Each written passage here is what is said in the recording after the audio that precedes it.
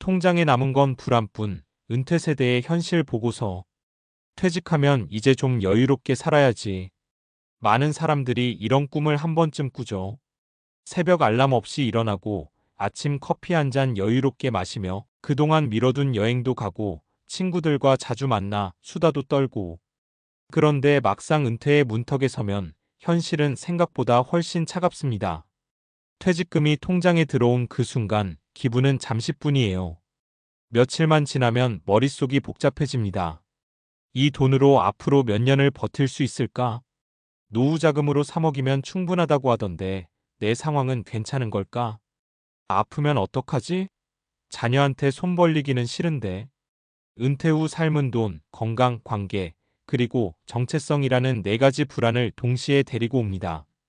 직장에서의 역할이 사라지고 수입은 끊기지만 지출은 그대로거나 오히려 더 늘어나죠. 특히 요즘 세대는 100세 시대라는 말이 달갑지 않습니다. 그만큼 오래 산다는 게 아니라 그만큼 오래 불안해야 한다는 말처럼 들리니까요. 이 글에서는 은퇴 세대가 실제로 겪는 현실적인 문제와 그 속에서 어떤 대비와 태도가 필요한지를 세 가지 실제 사례를 통해 이야기해 보려 합니다.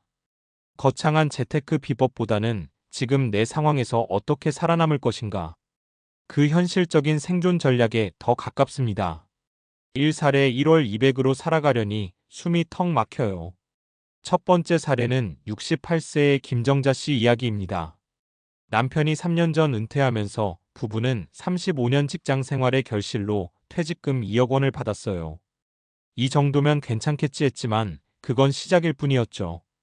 퇴직 후 바로 생활비, 자녀 결혼자금, 그리고 예상치 못한 의료비가 연달아 터졌습니다. 남편이 혈압약을 먹기 시작했고 정자 씨는 무릎 관절이 좋지 않아 수술을 미뤄뒀습니다. 은행 잔고는 빠르게 줄었고 현재 남은 돈은 3천만 원 남짓. 남편은 재취업을 시도했지만 일자리는 많지 않았습니다. 결국 편의점 야간 아르바이트를 시작했죠. 젊을 땐 열심히 일하면 다 될 줄 알았어요. 그런데 은퇴하고 보니 일할 수 없다는 게 이렇게 큰 공포일 줄은 몰랐어요. 김정자 씨의 현실은 우리에게 중요한 메시지를 줍니다. 은퇴 후 지출은 줄지 않는다. 오히려 시간이 많아지면서 지출 항목은 다양해집니다. 그동안 미뤄온 치료비, 부모 봉양, 자녀 지원, 그리고 여가 비용까지. 이제는 덜 쓸 거야라는 낙관은 착각일 때가 많죠. 이 사례에 나는 준비했다고 생각했는데 인플레이션이 다 가져갔어요. 두 번째는 59세의 박성훈 씨 이야기입니다. 성훈 씨는 철저한 준비형 은퇴자였습니다. 퇴직 전부터 15년 동안 연금저축, 주택연금, 펀드 등으로 분산 투자했고 노후 자금으로 약 5억 원을 확보했습니다. 나는 남들보다 준비 잘했다고 생각했어요. 그런데 요즘 물가 보세요. 라면이 1,000원 넘고 커피 한 잔에 6,000원이에요. 실제로 10년 전과 비교해 생활비는 2배 가까이 올랐습니다. 고정 수입인 연금의 가치는 해마다 떨어지고 의료비나 공공요금은 상승세입니다. 성훈 씨는 은퇴 후에도 돈은 벌어야 유지된다는 사실을 너무 늦게 깨달았다고 말합니다.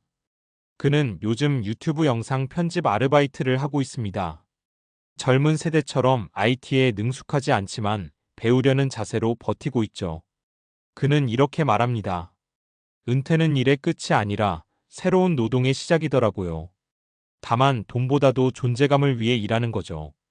이 사례는 은퇴 후에도 현금 흐름을 만드는 습관의 중요성을 보여줍니다.